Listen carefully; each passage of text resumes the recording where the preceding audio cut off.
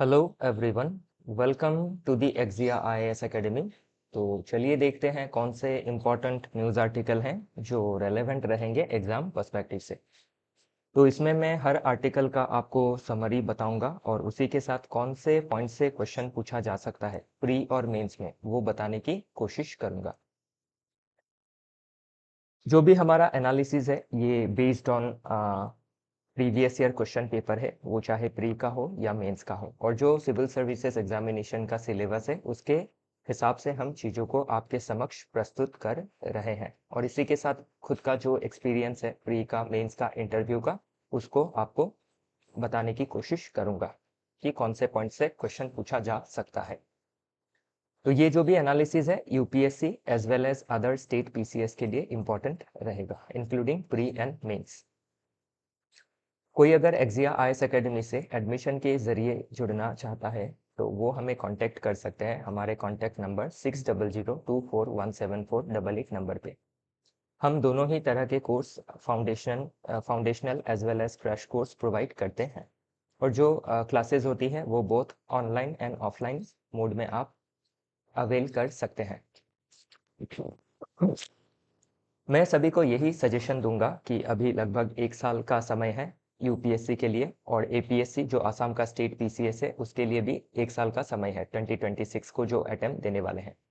तो अभी आप फाउंडेशनल कोर्स से अगर जुड़ते हैं तो हम आपको कम्प्रिहेंसिव कवरेज प्रोवाइड करेंगे for all the GS paper, including 1, 2, 3, 4 for UPSC, then 5 for APSC.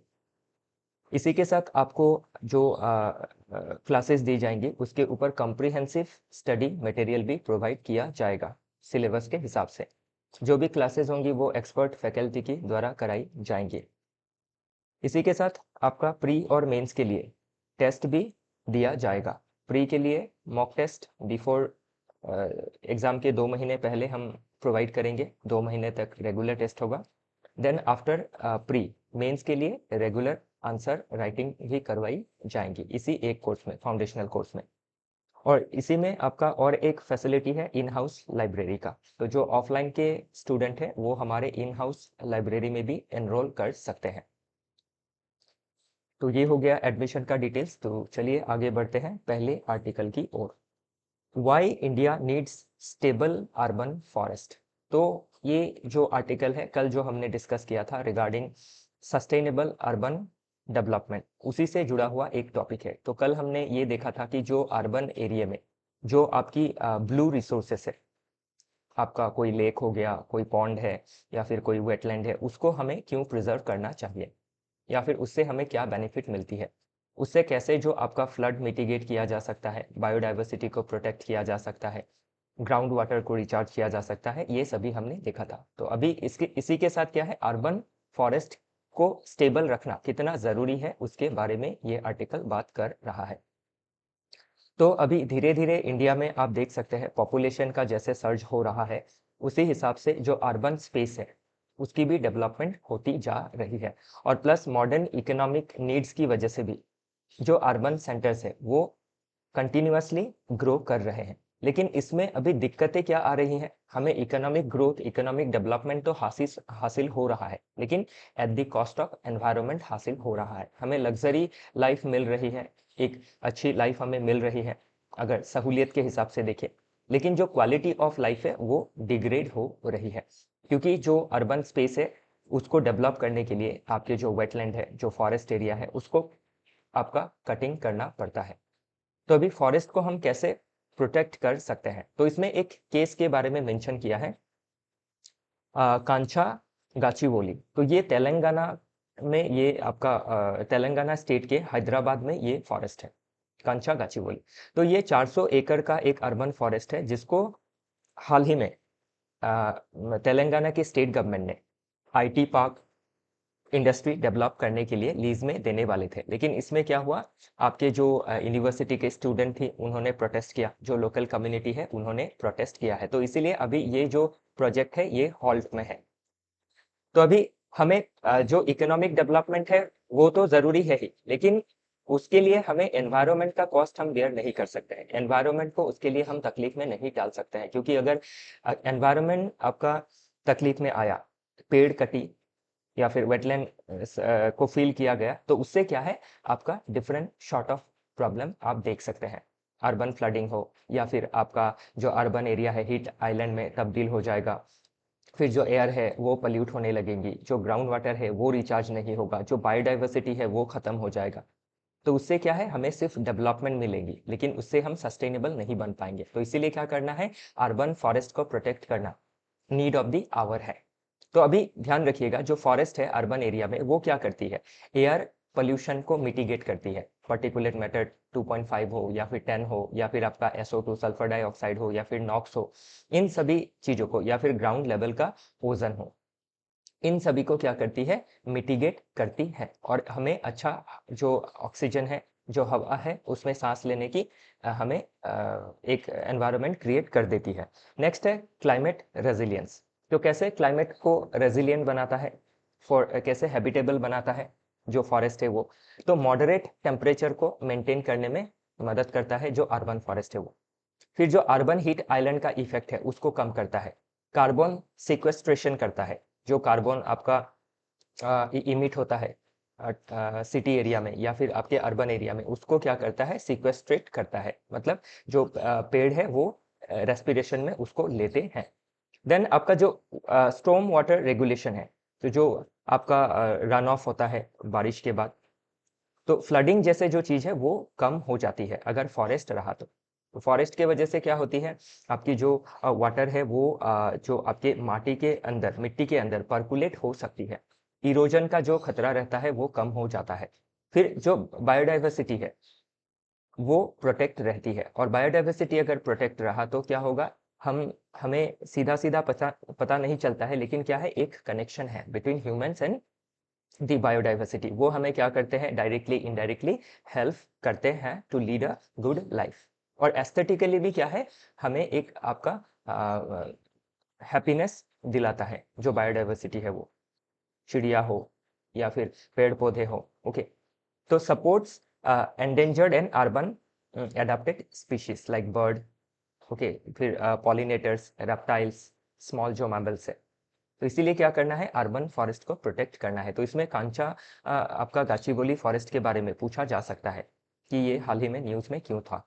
Okay, इसके ऊपर स्टेटमेंट बेस्ड क्वेश्चन बन सकते हैं प्रीलिम्स में। बाकी ये जो भी चीजें आपने देखी, अर्बन फॉरेस्ट की क्या सिग्निफिकेंस है, ओके, हाल ही में क्या खतरा देखा गया है, या फिर कौन से आपके जो अनसस्टेनेबल प्रैक्टिसेस हैं अर्बन एरिया में जो प्रॉब्लम क्रिएट कर रहे हैं, उसके बारे में पूछा जा सकता है। तो फॉरेस्ट रहा तो ये सभी हमें सहूलियत मिलेंगी, और नहीं रहा तो इसका उल्टा होगा, तो उसको ध्यान रखिएगा, मेंस में उसी तरह से क्वेश्चन लिखना होगा। देन अभी अर्बन में प्रेशर ज़्यादा है, जो अभी मैंने बताया, इंफ्रास्ट्रक्चर को एक्सपैंड करना है। देन आपका लैक ऑफ इंफ्रास्ट्रक्चर को एक्सपैंड करने के लिए IT parks banana, highways banana, SEZ बनाना, जो आपका गाचीबोली फॉरेस्ट को काट के बनाया जाने वाला था। देन आपका अरे जो फॉरेस्ट एरिया था, ये बम्बई का केस है, ओके, मुंबई का केस है। तो ये जो अरे एरिया है, इसको भी क्या किया गया, कम्युनिटी पार्टिसिपेशन की वजह से इसको बचाया जा सका, क्योंकि इस फॉरेस्ट को काट के आपका मेट्रो बनाने का प्लानिंग था। तो अभी क्या करना है, हमें इंफ्रास्ट्रक्चर को एक्सपैंड करना है, नो डाउट, लेकिन not at the cost of environment, not at the cost of forest और वेटलैंड। ओके, तो इसीलिए बढ़िया अर्बन प्लानिंग करनी है। अभी क्या है, लैक ऑफ अर्बन प्लानिंग है, हम ग्रीन जोन को ज्यादा ध्यान नहीं देते हैं, इलीगल ज्यादा एनक्रोचमेंट देखी जाती है। ओके, देन डिफरेंट कॉलोनीज बन जाती है, प्राइवेट डेवलपर्स क्या करते हैं, इलीगली जो एरिया है ऑक्यूपाई करते हैं, फॉरेस्ट को डिस्ट्रॉय करते हैं, वेटलैंड्स को आपका फील कर देते हैं, उन सभी चीजों को रोकना है। फिर आपका फ्रेगमेंटेशन एंड डिग्रेडेशन जो देखा गया है अर्बन वाइल्ड लाइफ का, ओके, कॉरिडोर जो है वो डिसअपियर हो रही है, तो ये सभी चीजों को हमें क्या करना है, जो इकोलॉजिकल सेंसिटिविटी है उसको ध्यान में रख के ही डेवलपमेंट करनी जरूरी है। फिर आप इसमें कॉन्स्टिट्यूशनल एंड जुडिशियल सेफगार्ड्स, ये सीधा सीधा प्रीलिम्स में पूछा जा सकता है, और मेंस में जब आप क्वेश्चन लिखेंगे तो उसमें आपको constitutional angle, judicial angle, legal angle डालना जरूरी रहता है, तभी आंसर में आपका वेटेज बढ़ता है। तो आर्टिकल 21 सीधा राइट टू लाइफ को कनेक्ट करता है। तो राइट टू लाइफ मतलब मियर एनिमल एग्जिस्टेंस नहीं है, ओके, तो एनिमल को भी क्या चाहिए, एक अच्छा एनवायरनमेंट चाहिए, नहीं तो वो सस्टेन नहीं कर सकते हैं। तो लाइकवाइज हमें भी क्या है, क्लीन हेल्दी एनवायरनमेंट की ज़रूरत है। सिर्फ बिल्डिंग्स होंगे, फैक्ट्रियाँ होंगी, अच्छे रास्ते होंगे, मेट्रोज होंगी, तो हम आपका सस्टेनेबल तरीके से नहीं जी पाएंगे, उसके लिए फॉरेस्ट हो या फिर जो नेचुरल ब्यूटी है उसका भी ज़रूरी है। फिर आर्टिकल 48A स्टेट को डायरेक्ट करता है, गवर्नमेंट को डायरेक्ट करता है कि फॉरेस्ट एंड वाइल्ड लाइफ को प्रोटेक्ट करना है, सस्टेनेबल डेवलपमेंट करना है। आर्टिकल 51 आपका ए सब क्लॉज जी फंडामेंटल ड्यूटी देता है सिटीजन को कि हमें एनवायरनमेंट के रिगार्डिंग सेंसिटिविटी बनाए रखनी है और एनवायरनमेंट को प्रोटेक्ट करना है। ओके, देन है टी एन गोदा बर्मन केस। तो इसमें क्या कहा गया, जो फॉरेस्ट का डेफिनेशन है उसको और एक्सपेंड कर दिया गया under forest conservation act of 1980। फिर दिल्ली जो रिज 2015 एसी हाई कोर्ट का जजमेंट है, दिल्ली हाई कोर्ट का, तो उसमें भी क्या है आपके डिफरेंट जजमेंट में किस तरह से कंजर्वेशन करनी है उसके बारे में नोटिफिकेशन दिया गया। देन आपका जो अरे मूवमेंट है बम्बई में, ओके, उसके बारे में ऑलरेडी देखा हमने। और कांचा गचीवली केस 2025 का जो सुप्रीम कोर्ट में हियरिंग हुआ। ओके, तो इसमें क्या है, अभी स्टे लगा दिया गया है इसमें, तो स्टे लगा दिया गया है और ये इन फ्यूचर प्रोबेबली डेवलप नहीं होगा और नहीं होना ही सही है, अल्टरनेट ढूंढना चाहिए इसके लिए। ओके, तो एक मात्र ये सबसे बड़ा फॉरेस्ट है हैदराबाद रीजन में, तो इसको प्रोटेक्ट किया जाना चाहिए। तो इन सभी चीज़ों को आप लिंक करके ही आंसर लिखिएगा। ओके, और ध्यान रखिएगा ये आर्टिकल आपको लिंक करके प्रीलिम्स में पूछी जा सकती है, ठीक है ना। चलिए आगे देखते हैं। बाकी आप देख सकते हैं इसमें डिफरेंट जो पॉलिसीज है, नेशनल फॉरेस्ट पॉलिसी 1988, तो इसके अंडर क्या किया जाता है, आपकी कम्युनिटी फॉरेस्ट्री या फिर सोशल फॉरेस्ट्री की जाती है। तो प्रीलिम्स में पूछा जा सकता है कि सोशल फॉरेस्ट्री या फिर कम्युनिटी फॉरेस्ट्री किस लॉ के तहत की जा सकती है। नेशनल फॉरेस्ट पॉलिसी, लॉ नहीं सॉरी, ये पॉलिसी है। ओके, तो नेशनल फॉरेस्ट पॉलिसी, और इसी पॉलिसी के तहत, इसी नेशनल फॉरेस्ट पॉलिसी के तहत हमारा टारगेट भी है गवर्नमेंट का कि 33% एरिया में फॉरेस्ट एक्सपांड करना है इंडिया का। ओके, जो मिनिमम रिक्वायरमेंट है, तभी क्या है एक इकोलॉजिकल बैलेंस बना रहेगा। फिर national mission for green India, तो ये जो कल हमने देखा था national action plan on climate change 2008 का, जिसमें 8 मिशन थी, उसमें से ये एक मिशन है। फिर स्मार्ट सिटी मिशन है, तो ग्रीन इंफ्रास्ट्रक्चर डेवलप करना है इसके तहत। फिर आपका नगर वन योजना, ये भी प्रीलिम्स में पूछा जा सकता है। ओके, तो इसके तहत क्या किया जाना है, 1000 अर्बन आपके फॉरेस्ट्री को डेवलप किया जाना है बाई 2027। तो जितने अर्बन एरिया है, सभी अर्बन एरिया में टोटल कितनी फॉरेस्ट डेवलप की जानी है, क्रिएट की जानी है, 1000 अर्बन फॉरेस्ट पूछा जा सकता है। ओके, चलिए देखते हैं अगला टॉपिक। तो ये ध्यान रखिएगा, मैंने बताया आपको क्या आ सकता है क्या नहीं आ सकता है, तो ज़्यादा स्ट्रेस मत लीजिएगा, सिंपल चीज़ें हैं, बार बार पढ़ेंगे तो चीज़ें आप कनेक्ट कर पाएंगे। ओके, तो जैसे पॉलिटी पढ़ते हैं तो उसमें एनवायरनमेंट का एंगल भी ध्यान रखिएगा। नेक्स्ट आर्टिकल बात करता है about a case, Ali Khan Mohammadabad case. तो अली खान मोहम्मदाबाद जो है एक आपके प्रोफेसर है अशोका यूनिवर्सिटी, जो यूनिवर्सिटी हरियाणा में अवस्थित है। तो जो आपके अली खान है, उन्होंने क्या किया, आपके कोई एंटी वार जो रिटोरिक दिया या फिर कुछ स्पीच दी थी, जिसके तहत क्या किया गया, उनको बुक किया गया डिफरेंट चार्जेस में, सिटीजन चार्जेस में या फिर अदर चार्जेस में कि पब्लिक मॉरलिटी वायलेट कर रहा है या फिर सिक्योरिटी के अगेंस्ट में है। ओके, जो हमारे आर्टिकल 19 सब क्लॉज 2 में मेंशन है रेस्ट्रिक्शंस, उसके तहत क्या किया गया, आपके अली खान को गिरफ्तार किया गया, अरेस्ट किया गया। हाल ही में कल का न्यूज़ है, उनको बेल मिली है, लेकिन बेल में आपका बहुत सारा कंडीशन रखा गया है। ओके, और वो कंडीशन में आपका एक क्या है, गैग ऑर्डर दिया गया है। गैग ऑर्डर क्या होता है, चुप रहने का ऑर्डर, कि चुप रहना है, कुछ नहीं बोल सकते हैं, सोशल मीडिया में हो या फिर आपके प्रेस में हो या फिर कम्युनिटी के बीच हो। ओके, कुछ नहीं बोल सकते हैं जब तक गैग ऑर्डर हटाया नहीं जाता है। तो इसमें जो गौतम भाटिया जी हैं, काफ़ी अच्छा लिखते हैं लीगल चीज़ों में। तो इन्होंने जब आपका जो कुछ फेमस यूट्यूबर था, कुछ रणवीर अलाहाबादिया, ओके, तो उनके ऊपर भी जब गैग ऑर्डर लगाया था, तब गौतम भाटिया जी ने एक आर्टिकल लिखा था कि कोर्ट को आपका जो उनका दायरा है वो उनको ध्यान में रखना चाहिए, जो कॉन्स्टिट्यूशनल मैंडेट है उसको ध्यान में रखना चाहिए बोल के क्रिटिसाइज किया था। ओके, कि कॉन्स्टिट्यूशन में जितनी चीज़ें मेंशन की गई है उसको देखना ज़रूरी है, ना कि आपके पेट्रियोटिज्म के ऊपर शिक्षा देनी है। ओके, पेट्रियोटिज्म के लिए जो शिक्षा है वो क्या किया जाएगा, स्कूल के द्वारा दी जाएंगी। तो इसमें गौतम भाटिया जी ने पहले भी जो है आपका बहुत ही कंस्ट्रक्टिवली क्रिटिसाइज किया था और इसमें भी बहुत ही कंस्ट्रक्टिवली क्रिटिसाइज किया है।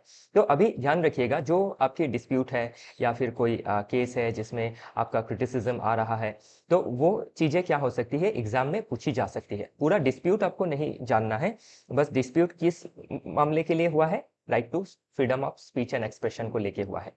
कि जो right to freedom of speech and expression है under article 19 sub clause 1A, उसका जो रेस्ट्रिक्शन है वो है अंडर आर्टिकल 19 सब क्लॉज 2 कि कौन से चीज में रेस्ट्रिक्शन, कौन सी बातें ऐसी आप बोलेंगे जिसमें आपको रेस्ट्रिक्शंस लगाई जा सकती है।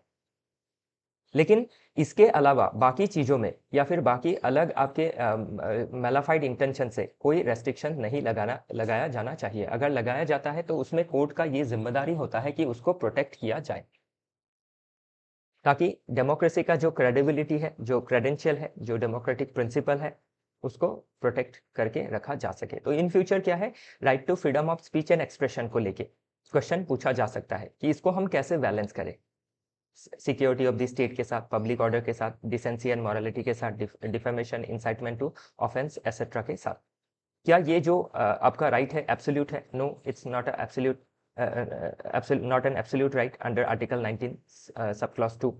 ओके, लेकिन अभी इसमें आपका जब स्पीच देता है कोई, ओके, तो स्पीच में जब तक आपका वायलेंस नहीं आता है, कोई हेट्रेड नहीं फैलता है, तो उसमें किसी को अरेस्ट करना और फिर बेल ना मिलना, या फिर अगर बेल मिलना तो भी कंडीशनल बेल मिलना, ओके, या फिर गैग ऑर्डर लग जाना, तो ये सभी चीजें क्या करती है, आर्टिकल 19 सब क्लॉज 1A को वॉयलेट करती है। ऐसा इस आर्टिकल में लिखा गया है और क्रिटिसाइज भी किया गया है, जो आपके ऑनरेबल सुप्रीम कोर्ट का रुख है उसको। तो ये सेकेंड टाइम मैंने देखा कि गौतम भाटिया जी ने काफी कंस्ट्रक्टिवली चीजों को लिखा है इसमें। ओके, तो इससे अब क्या है, इन फ्यूचर एग्जाम में गौतम भाटिया जी का नाम भी मेंशन कर सकते हैं। ओके, काफी इंपॉर्टेंट पर्सनालिटी है। चलिए आगे देखते हैं। तो अभी इसमें जितने भी आर्टिकल है ना, सब इसी के ऊपर डिस्कस हो रहे हैं। ये नेक्स्ट आर्टिकल भी आपका प्रताप भानु मेहता जी ने लिखा है। ओके, तो इन्होंने आपका सपोर्ट किया है freedom of speech and expression को, कि एक्सट्रीम लेवल तक freedom of speech and expression को हमें आपका इस्तेमाल का अधिकार होना चाहिए, जब तक ये क्या नहीं करता है, स्टैब्लिश जो आपके प्रोसीजर है। Just a minute.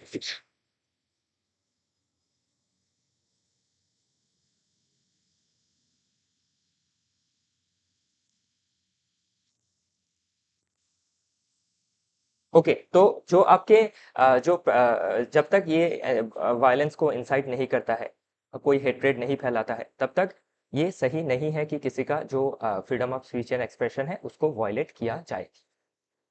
और इसमें नेक्स्ट आर्टिकल में जो गुरु प्रकाश जी ने लिखा है, इन्होंने लिबर्टी इज नॉट लाइसेंस, तो इन्होंने क्या किया है, एक्सट्रीम लिबर्टी को जो या फिर freedom of speech and expression को इस्तेमाल करने के अगेंस्ट में लिखा है कि लोगों का ये जिम्मेदारी होना चाहिए, जो कॉन्स्टिट्यूशनल रिस्पॉन्सिबिलिटी है उसको निभाना चाहिए। तो अभी ध्यान रखिएगा, इसमें प्रताप भानु मेहता जी सही है या गुरु प्रकाश जी सही है, वो हमारे लिए मायने नहीं रखता है। हमें हमारे लिए मायने क्या रखता है कि दोनों आर्टिकल को पढ़ के उसके बीच का रास्ता को अपनाना हमारे लिए मायने रखता है।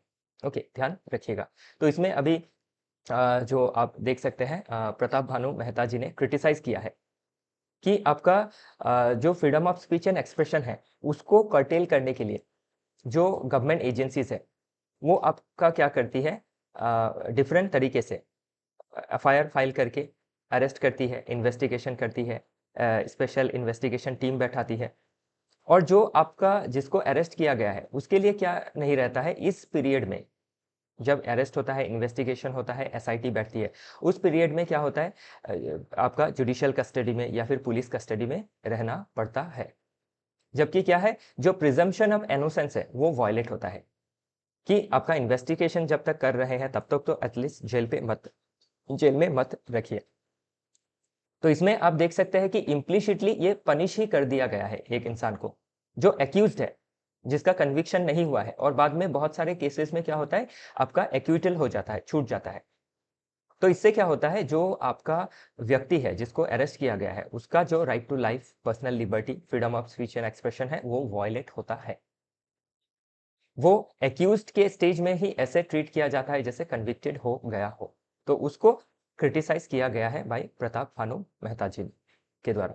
और बाकी डिफेंस में अगर देखें तो जो गुरु प्रकाश जी का पोजीशन है, उन्होंने कहा है कि नेशनल सिक्योरिटी के बिहाफ पे, इंस्टीट्यूशनल इंटीग्रिटी के बिहाफ पे आपका जो स्पीच है उसके ऊपर रेस्ट्रिक्शंस लगाया जा सकता है। ओके, जो आर्टिकल 19 सब क्लॉज 2 में मेंशन किया हुआ है कि permits restrictions for public order and morality. Okay, कि आपका स्पीच अगर पब्लिक ऑर्डर एंड मोरालिटी को वायलेट करता है तो आपको अरेस्ट किया जा सकता है। और इसका अगर कॉन्स्टिट्यूशनल लेगेसी देखें तो ये पहले नहीं था कॉन्स्टिट्यूशन में, जो फर्स्ट अमेंडमेंट था 1951 का, उसमें इसको इंक्लूड किया गया था। ओके, तो ध्यान रखिएगा चीजें। तो अभी ये केस आपका चल रहा है, तो लेट्स सी क्या होता है और क्या जजमेंट्स आती है। उसके बाद हमें एग्जाम में क्वेश्चन देखने को मिलेगा, लेकिन अभी भी क्वेश्चन बन सकता है जजमेंट आने से पहले भी। तो इसमें अभी आपको ध्यान कहाँ कहाँ रखना है, फर्स्ट अमेंडमेंट कब हुआ था, क्या ऐड किया गया था, आर्टिकल 19 सब क्लॉज 1A क्या कहता है, 19(2) क्या कहता है, कब रेस्ट्रिक्शंस लगाई जा सकती है, इन चीज़ों को ध्यान रखना है। और कैसे आपका एक ब्रॉडर इशू में तब्दील हो गया है, क्योंकि जो आपकी रूलिंग गवर्नमेंट होती है वो क्या करती है, जो गवर्नमेंट के अगेंस्ट कभी कोई व्यक्ति या फिर कोई दल डिसेंट करता है तो उसको भी क्या करती है, उसको सिडिशन का चार्ज लगा देती है। जैसे आपका सेक्शन 153A हो, 295A हो आईपीसी का, और यूएपीए जैसे लॉ के अंडर बुक कर लिया जाता है, जो सही नहीं है एक डेमोक्रेसी के लिए, फंडामेंटल राइट्स के लिए, इंडिविजुअल फ्रीडम के लिए। ओके, तो इससे क्या होता है, आपका जो डेमोक्रेटिक क्रेडेंशियल होता है वो स्टेक पे आता है। तो इन सभी चीज़ों को आपको ध्यान रखना जरूरी रहेगा। ओके, चलिए आगे देखते हैं। नेक्स्ट आर्टिकल अगेन बात करता है आपके सेम केस के बारे में। ओके, तो इस केस में अभी कहा गया है द प्रॉब्लम विथ सेक्शन 152। तो जो बीएनएस भारतीय न्याय संहिता जिसने आईपीसी को रिप्लेस किया, तो अभी आईपीसी में क्या था, सेक्शन 124A में सेडिशन के बारे में मेंशन था। तो वो जो सेडिशन वाला सेक्शन था उसको बीएनएस के कौन से सेक्शन में डाला गया, अंडर सेक्शन 152। तो अभी सेक्शन 152 का भी इस्तेमाल किया गया है अरेस्ट करने में। तो इसमें अभी क्या है, जब सेक्शन 152 जैसे आपकी धाराएं लग जाती है तो क्या होता है, बेल मिलना, ओके, या फिर जो इंसान का लिबर्टी है, freedom of speech and expression है, वो वायलेट होता है। और ये एक क्या करता है, रॉन्ग प्रेसिडेंट भी सेट करता है फॉर अदर्स, कि हम भी अभी कोई अदर पीपल भी जो है वो क्या करेंगे, आपका freedom of speech and expression को इस्तेमाल करने से डरेंगे। Freedom of speech and expression के ऊपर क्या होगा, एक चिलिंग इफेक्ट आएगा। तो इसीलिए अभी इसमें और चीजें थोड़ा बहुत मैं आपको समझाना चाहूंगा कि एक आपका केस था केदारनाथ सिंह जजमेंट, 1962 में आया था। तो ये जो जजमेंट था ना, ये आपका सेक्शन 124 सिडिशन को लेके आया था, कि जो सिडिशन का चार्ज है ये इसको कब लगाया जा सकता है। तो किसी ने अगर कोई स्पीच दी, उसमें उस स्पीच ने ना कोई हेट्रेट फैलाया, ओके, ना कोई आपका law and order situation create किया, बस एक इंसान ने अपना स्पीच दिया था लेकिन उससे कोई भड़का नहीं है, तो उसको हम सिडिशन के चार्ज में नहीं ला सकते हैं। ये चीजें आपकी केदारनाथ सिंह जजमेंट में कही गई 1962 में। तो उस हिसाब से अगर देखा जाए तो कोई इंसान अगर अपना right to freedom of speech and expression इस्तेमाल करता है और उससे आपका लॉ एंड ऑर्डर नहीं बिगड़ता है, ओके, कोई हेट्रेड नहीं फैलती है, सिक्योरिटी स्टेक पे नहीं आती है नेशन की, तो सिडिशन चार्जेस लगाना सही नहीं है as per this Kedarnath Singh judgement 1962। तो अभी इसको क्यों ध्यान रखना है, क्योंकि जब आप आंसर लिखेंगे तब आपको जब 152 बीएनएस का सेक्शन पूछा जाएगा या फिर 124A सिडिशन का जो सेक्शन था पुराना आईपीसी का, उसको आपको जब जस्टिफाई करना होगा कि इसको कब इस्तेमाल किया जा सकता है, कब नहीं किया जा सकता है, तब क्या करना होगा, आपको केदारनाथ सिंह जजमेंट को कोट करना जरूरी रहेगा। ओके, तो इसमें क्या कहा गया है आप देख सकते हैं, Kedarnath Singh versus state of Bihar, sedition allowed only when speech incites violence or public disorder with proximate nexus। तो वायलेंस पब्लिक डिसऑर्डर को जब तक क्रिएट नहीं करता है तब तक उसको सिर्फ डिसेंट ही माना जाएगा, कि गवर्नमेंट का जो पॉलिसी है अच्छा नहीं लगा तो डिसेंट किया। ओके, तो उसमें सिटीजन चार्जेस नहीं लगना है। या फिर कोई अगर एकेडमिशियन है, कोई टीचर है, कोई प्रोफेसर है, वो अगर कोई अपने मन की बातें कहता है तो उससे कोई वायलेंस इंसाइट नहीं होता है, तब तक क्या नहीं करना है, आपका सिटीजन का चार्ज नहीं लगाना है। और लगाता है तो ये इस केस के अगेंस्ट जाता है, ध्यान रखिएगा। और 2022 में ऑनरेबल सुप्रीम कोर्ट ने जो सेक्शन 124A है आईपीसी का, उसको स्टे भी लगा दिया था। ओके, तो ये सभी चीजें हमें ध्यान रखनी जरूरी रहेंगी।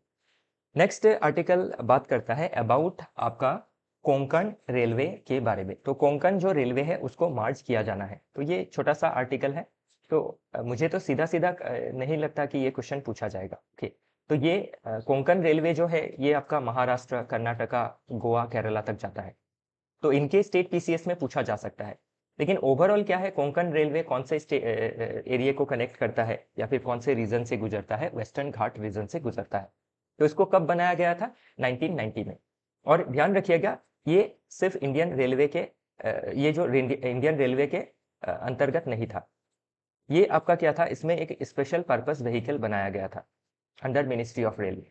ओके, और स्पेशल पर्पस व्हीकल में बहुत सारी आपकी जो गवर्नमेंट है वो थी। गवर्नमेंट ऑफ इंडिया का 51% शेयर था, महाराष्ट्र का 22, कर्नाटका का 15 और गोवा एंड केरला का 6% था। तो अभी क्या है, कुछ दिक्कत की वजह से, फाइनेंशियल एडमिनिस्ट्रेटिव दिक्कत की वजह से मार्च किया जाना है। मार्च किया जाना है मतलब आपका इनका जो शेयर है वो चला जाएगा इंडियन रेलवेज के पास। तो ये पूरा जो स्टेक है, जो जॉइंट वेंचर था, ये सिंगल वेंचर हो जाएगा इंडियन रेलवे का। ओके, और इससे जो भी दिक्कतें आ रही थी वो सही की जानी है इसमें। तो वही आर्टिकल है इसमें, ध्यान रखिएगा। कोंकण रेलवे कहाँ से गुजरता है, कौन से स्टेट से गुजरता है, कौन से रीजन से गुजरता है, ऐसे कुछ क्वेश्चन, वेस्टर्न घाट से गुजरता है, ऐसे कुछ क्वेश्चन आपके बन सकते हैं प्रीलिम्स में। ओके, बाकी मेंस के लिहाज से देखें तो क्या पूछा जा सकता है? कोंकण रेलवे स्पेशली आपको नहीं देखना है, स्पेशली क्या देखना है? About infrastructure, about connectivity. तो उसमें रेलवे, रोडवे, वाटरवे, एयरवे, ये सभी चीजें आपको संजो के लिखनी होगी, क्योंकि जो आपका इंफ्रास्ट्रक्चर है, कनेक्टिविटी है, वो भी एक थीम बन के क्वेश्चन बन सकता है। ओके, जैसे अर्बन कनेक्टिविटी को कैसे बेटर करना है, तो अर्बन एरिया में अगर वाटर रिसोर्सेस है तो वाटरवेज बनाना है, एयरवेज को ठीक करना है, रोडवेज को ठीक करना है, रेलवेज को ठीक करना है, ऐसे आप सुझाव दे सकते हैं। ओके, तो वो चीजें पूछी जा सकती है, ध्यान रखिएगा। नेक्स्ट आर्टिकल बात करता है अबाउट इंफ्रास्ट्रक्चर, और इंफ्रास्ट्रक्चर में भी क्या? अर्बन इंफ्रास्ट्रक्चर के बारे में। अर्बन इंफ्रास्ट्रक्चर में भी क्या? कनेक्टिविटी के बारे में। क्योंकि अब अर्बन एरिया में देखते हैं कि जो कनेक्टिविटी है डिफरेंट अर्बन एरियाज में अभी भी आपकी एडिक्वेट नहीं है, बहुत ज़्यादा कंजेशन रहता है, समय पे हम जगह पे नहीं पहुंच पाता है, घर से ऑफिस या फिर घर से हॉस्पिटल हो या स्कूल हो, पहुंचने में दिक्कतें आती हैं। तो इसीलिए इसमें 7 स्टेप सुझाए गए हैं कि कैसे हमें जो अर्बन इंफ्रास्ट्रक्चर है उसको डेवलप करना है।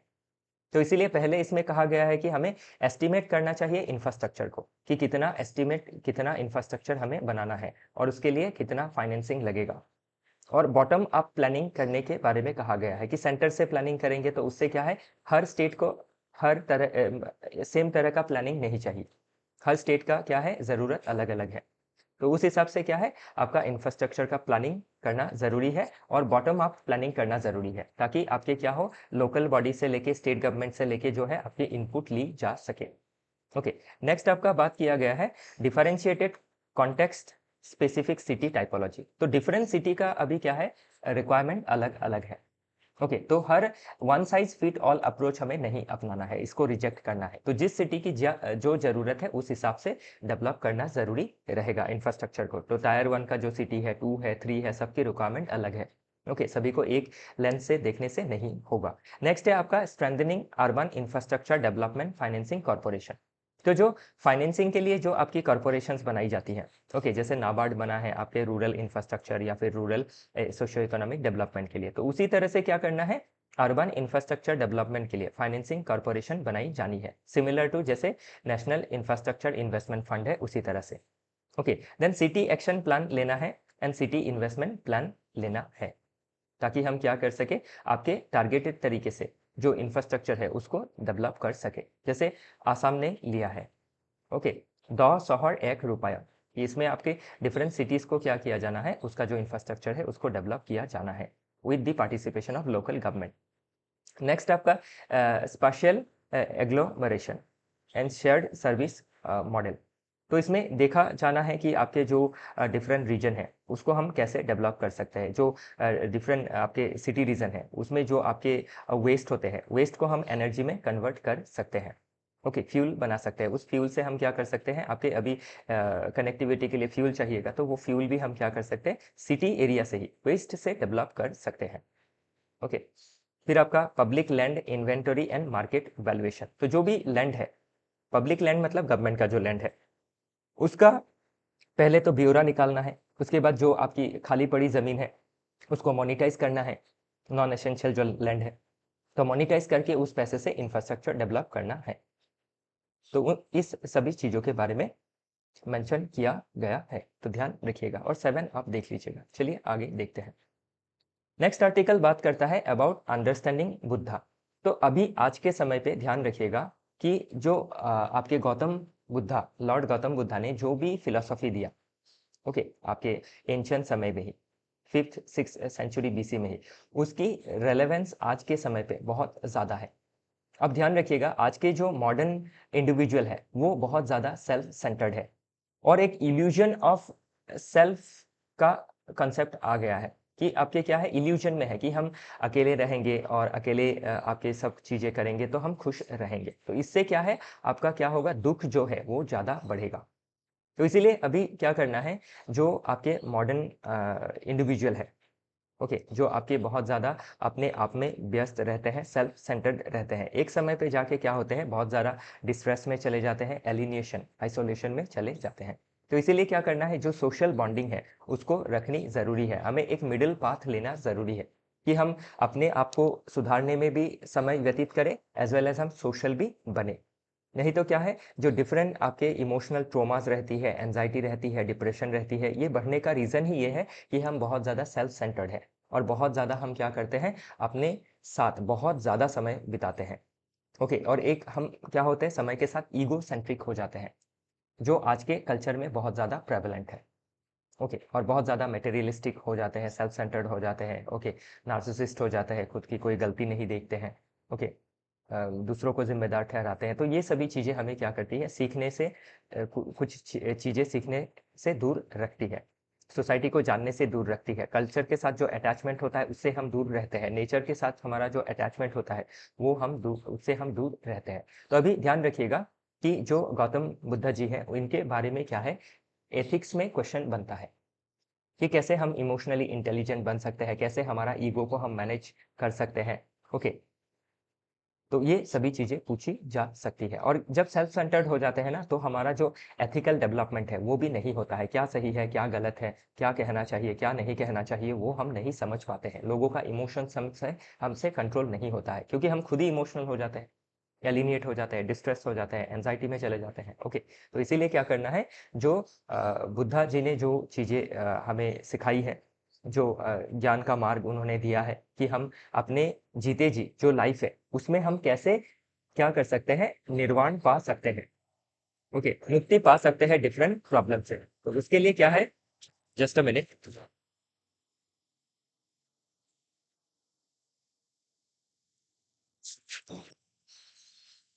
ओके, तो ये सभी चीज़ें इसमें मेंशन की गई है, ध्यान रखिएगा। और इसके साथ और भी आपका कास्ट को, कल्चर को, रिलीजन को जोड़ के देखा गया है। आप पढ़ेंगे तो आपको चीज़ें समझ में आ जाएंगे। ओके, नेक्स्ट आर्टिकल बात करता है tariff war and reshaping of AI global landscape. तो एआई को लेके अभी क्या दिक्कतें आ रही है, क्योंकि आप देख सकते हैं टैरिफ वॉर चल रहा है between countries like USA, China, okay, USA, Mexico, USA and other nation. तो इसमें जो नेशन है, जो आगे आपके बढ़ी हुई नेशन है, डेवलप नेशन है, जैसे एआई में, तो अभी एआई के चिप मेकिंग में क्या है, यूएसए की जो कंपनी है एनवीडिया, ये बहुत आगे है। तो अभी ये जो डेवलप नेशन है ये क्या कर रही है, इनके जो आपके एआई मॉडल है या फिर जो एआई डेवलपमेंट है या फिर जो सेमीकंडक्टर है, चिप है, इनके ऊपर ओवर या फिर एक्सेसिव रेगुलेशन को ला रही है। जिससे क्या होगा, जो एआई का आपका एक डेमोक्रेटिक डेवलपमेंट होना चाहिए वो नहीं होगा। जो वर्ल्ड है वो आपके एआई हैव्स और एआई हैव नॉट्स में बढ़ जाएंगे। जिससे क्या है, आपके इन फ्यूचर में आपके इनइक्वालिटी, इनजस्टिस देखी जा सकती है बिटवीन दी नेशंस। ओके, जैसे nuclear haves and have nots का एक कॉन्सेप्ट है, न्यूक्लियर डिस्क्रिमिनेशन का एक कॉन्सेप्ट है, डेवलपमेंट डिस्क्रिमिनेशन का एक कॉन्सेप्ट है, उसी तरह से क्या है, एआई में भी आपका आज के समय पे डिस्क्रिमिनेशन देखा जा रहा है कि जो आपकी चाइना जैसी देश है, यूएस जैसी देश है, ओके, इनके फाइट में क्या हो रहा है, एआई का आपका ग्लोबल लेवल पे या फिर ग्लोबल लैंडस्केप में डेमोक्रेटाइजेशन नहीं हो रहा है, जो आपकी इंसानियत के लिए या फिर पूरे विश्व के लिए सही नहीं है। वही चीजें इसमें मेंशन की गई है। ओके, तो अभी इसका अगर इंडिया के पॉइंट ऑफ व्यू से देखें तो इंडिया क्या करना चाह रहा है, खुद से जो आपकी सेमीकंडक्टर है या फिर चिप है उसको डिजाइन करने जा रहा है, ताकि हम क्या करें, अपना सोवरेन एआई डेवलप कर सके। ओके, तो इसमें आपका एआई कोशा के बारे में मेंशन कर सकते हैं, फिर सरबम एआई के बारे में मेंशन कर सकते हैं, तो ये चीजें प्रीलिम्स में भी पूछी जा सकती है। नेक्स्ट आर्टिकल बात कर रहा है new drugs arrived on the block but AMR threats continue. तो एएमआर क्या है, एंटी माइक्रोबियल रेजिस्टेंस। ओके, तो अभी ये आर्टिकल आया क्यों, क्योंकि आपका एक नया आपका जो ड्रग है, एंटीबायोटिक है, उसका डेवलपमेंट किया गया है। तो कहीं नाम इसमें मेंशन होगा, मैं मिस कर रहा हूं अभी, तो इसको एक बार आप नाम जो है वो देख लीजिएगा। ओके, तो बॉम्बे बेस्ड एक फार्मास्यूटिकल कंपनी ने इसको डेवलप किया है। तो अभी जो आपके डिफरेंट एंटीबायोटिक्स है उसका डेवलपमेंट ह्यूमन हेल्थ के लिए सही है, कि आपको आपके ह्यूमन हेल्थ को क्या कर सकती है, डिफरेंट जो आपके पैथोजेंस है या फिर जो आपके फीवर है उससे बचा सकती है, डिफरेंट जो अदर डिजीजेस है उससे हमें निजात दिला सकती है। लेकिन आज के समय पे प्रॉब्लम क्या है, आपका जो एंटीबायोटिक है उसका अनजस्टिफाइड यूज या फिर आपका ओवर द काउंटर फार्मेसी जो हम मेडिसिन लेते हैं, तो कोई बुखार चढ़ा या फिर कोई प्रॉब्लम हुआ तो हम जाके फार्मासिस्ट को बोलते हैं, तो वो कोई भी एंटीबायोटिक हमें दे देता है। हम कोर्स भी पूरा नहीं करते हैं, जब बीच में ठीक होते हैं तो आधे में छोड़ देते हैं। तो इससे क्या होता है, हमारे जो बॉडी है उसमें जो आपके डिफरेंट आपके पैथोजेंस होती है वो क्या कर लेती है, रेजिस्टेंस डेवलप कर लेती है अगेंस्ट आपका जो एंटीबायोटिक है उसके। और इन फ्यूचर जब हम बीमार पड़ते हैं तो ये जो आपकी एंटीबायोटिक है वो हमारे बॉडी में काम नहीं करती है और फाइनली इंसान का डेथ हो जाता है। तो ये एक ग्लोबल प्रॉब्लम बन के उभरा है। तो इसमें आप देख सकते हैं ग्लोबल डेथ में 1.27 मिलियन डायरेक्ट डेथ होता है because of AMR, anti microbial resistance की वजह से, और लगभग 5 मिलियन आपके इनडायरेक्ट डेथ होते हैं बिकॉज ऑफ एएमआर। इंडिया में अगर देखें तो 3 लाख डेथ देखी गई है 2019 में, जो डायरेक्टली एसोसिएट है विथ एंटी माइक्रोबियल रेजिस्टेंस। कि एक समय पे जब आपके यंग थे तो आपने थोड़ी बीमारी हुई तो जाके ओवर दी काउंटर मेडिसिन ले लिया, ओके, या फिर आपने खुद से सेल्फ मेडिकेशन किया यूट्यूब देख के या फिर गूगल में सर्च करके, तो उसने आपको क्या किया, आपके बॉडी के अंदर जो रेजिस्टेंस थी, जो आपके पैथोजेंस थे उसका पावर को बढ़ा दिया, और बाद में आपके अंदर क्या नहीं हो रहा है, जो एंटीबायोटिक है वो काम नहीं कर रहा है। तो ऐसे प्रॉब्लम क्या कर सकती है, हेल्थ क्राइसिस को जनरेट कर सकती है। तो और एंटीबायोटिक में भी क्या है, 70% जो एंटीबायोटिक है वो आपके लाइफ स्टॉक, एक्वाकल्चर, एग्रीकल्चर में इस्तेमाल की जाती है। तो अभी इन चीज़ों को हम कंज्यूम करते हैं, तो इस कंजम्पशन भी में भी क्या है, हम ज़रूरी नहीं है कि आप जो मेडिसिन का मिसयूज़ है उसी को करें, वो आपका एक मेन रीज़न है। उसके बाद ये भी एक रीज़न है। इसके वजह से भी क्या होता है, जो आपकी एंटीबायोटिक मेडिसिन है उसका रेसिड्यू लाइफ स्टॉक में रहता है और ये हमारे अंदर मैग्नीफाई होता है, इनके अंदर एक्यूमुलेट होता है, हम जब खाते हैं तो वो मैग्नीफाई होने लगता है, और इसकी वजह से क्या है, हेल्थ क्राइसिस आती है। तो इसीलिए गवर्नमेंट क्या कर रही है, डिफरेंट तरह की पॉलिसीज ले रही है ताकि इसको दूर किया जा सके।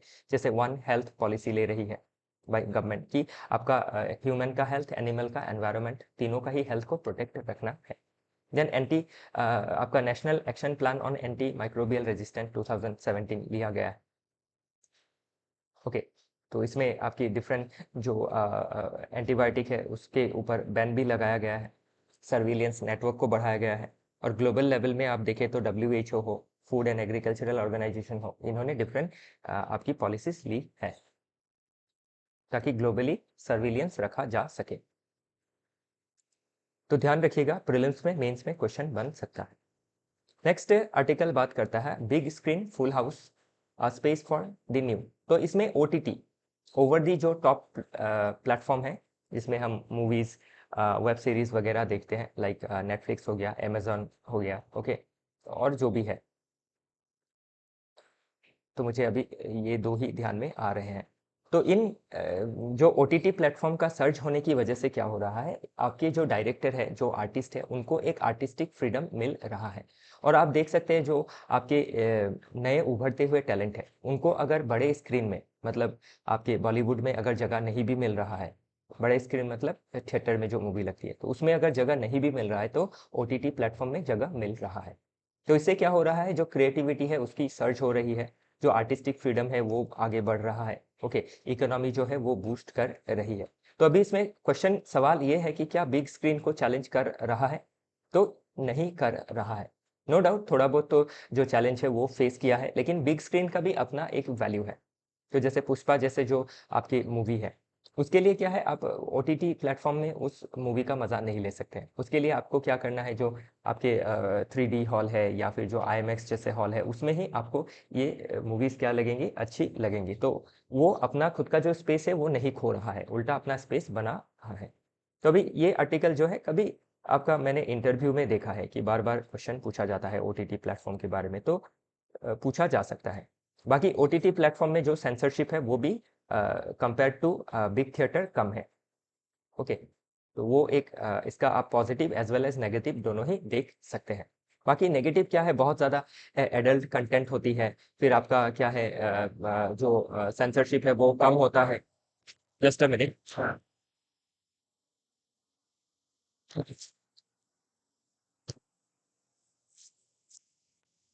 ओके, सेंसरशिप कम होता है, तो ये सब चीज़ें भी क्या है, थोड़ी दिक्कत वाली बात है। ओके, तो ये इसका नेगेटिव भी है। तो ये चीज़ें आप ध्यान रखिएगा, एक बार पढ़ लीजिएगा, चीज़ें आपको समझ में आ जाएंगी। तो मुझे नहीं लगता इसमें कोई प्रीलिम्स का इम्पोर्टेंट होगा। मेंस में आप सीधा सीधा क्वेश्चन बनने की संभावनाएं कम रहेंगी, ओके। बाकी क्या है, आप कहीं पासिंग रेफरेंस में चीज़ों को लिख सकते हैं। और कोविड का जो इम्पैक्ट था उसकी वजह से क्या है, आपका जो प्लेटफॉर्म है ओटीटी वो बहुत राइज किया, और लोगों का जो हैबिट है वो भी चेंज हो गया। और प्लस जो ओटीटी प्लेटफॉर्म है, आप देख सकते हैं डिफरेंट जो सीरीज होती है, ओके, बहुत मेरिट भी रहता है, उससे बहुत चीज़ें सीखने को भी मिलती है, बहुत सारी डॉक्यूमेंट्री होती है, जिससे हम क्या कर सकते हैं, फर्स्ट हैंड नॉलेज गेन कर सकते हैं। इसी के साथ हेल्थ के ऊपर अवेयरनेस हो या फिर साइकोलॉजिकल नॉलेज हो, ये सब चीज़ें भी हमें प्राप्त हो जाती है, जो आपके थिएटर में हमें देखने को सहूलियत नहीं होंगी वो, और या फिर अच्छा भी नहीं लगेगा, ओके। ठीक है, तो इसी के साथ आज का जो डिस्कशन है वो समाप्त होता है। कल फिर मिलेंगे डिफरेंट आर्टिकल के साथ। कोई डाउट रहा तो कमेंट सेक्शन में बताइएगा।